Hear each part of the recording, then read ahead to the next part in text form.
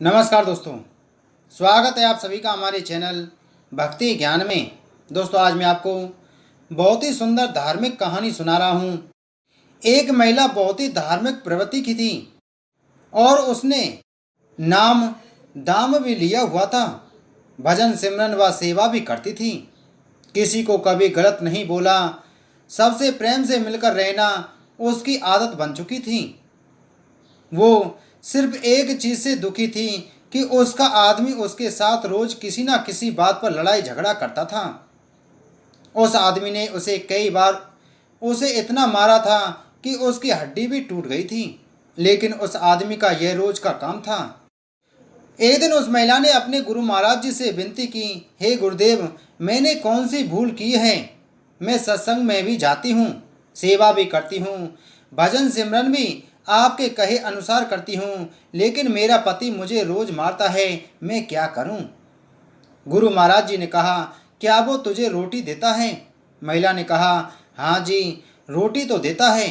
गुरु महाराज जी ने कहा, फिर ठीक है, कोई बात नहीं। उस महिला ने सोचा कि अब शायद गुरु जी की कोई दया हो जाए और वो उसको मारना पीटना छोड़ दे, परंतु ऐसा कुछ नहीं हुआ। उसकी तो आदत ही बन गई थी कि रोज अपनी पत्नी की पिटाई करना। समय के साथ कुछ साल और निकल गए। उसने फिर से महाराज जी से कहा कि मेरा पति मुझे रोज मारता पीटता है, मेरा कसूर क्या है? गुरु महाराज जी ने कहा, क्या वह तुझे रोटी देता है? उस महिला ने कहा, हाँ जी, देता है। महाराज जी ने कहा, फिर ठीक है, तुम अपने घर जाओ। महिला बहुत निराश हुई कि महाराज जी ने कहा ठीक है। वो घर आ गई, लेकिन उसके आदमी का स्वभाव वैसे का वैसा रहा। रोज उसे लड़ाई झगड़ा करना। अब वो महिला बहुत तंग आ गई थी। कुछ एक साल गुजरे कि फिर गुरु महाराज जी के पास गई और बोली, वो मुझे अभी भी मारता है, मेरे हाथ की हड्डी भी टूट गई है, मेरा कसूर क्या है? मैं सेवा भी करती हूँ, सिमरन भी करती हूँ, फिर भी मुझे जिंदगी में सुख शांति क्यों नहीं मिल रही? गुरु महाराज जी ने फिर कहा, वो तुझे रोटी देता है? उसने कहा, हाँ जी, देता है। महाराज जी ने कहा, फिर ठीक है।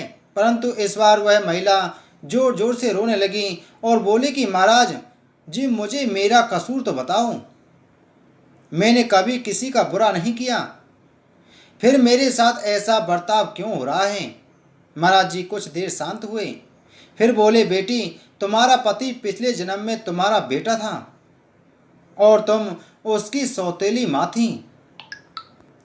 तुम रोज उसको सुबह शाम मारती रहती थी और उसको कई कई दिन तक खाना नहीं देती थी। भगवान का शुक्र मना कि इस जन्म में वो तुझे रोटी तो दे रहा है। ये बात सुनकर महिला एकदम चुप हो गई।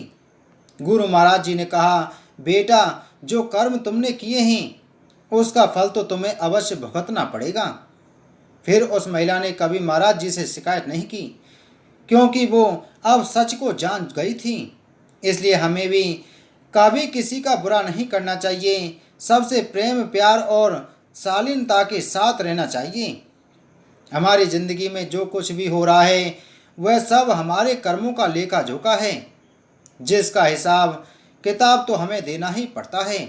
तो दोस्तों, उम्मीद है आपको यह कहानी अच्छी लगी होगी। तो वीडियो को लाइक करें, वीडियो को ज़्यादा से ज़्यादा शेयर करें।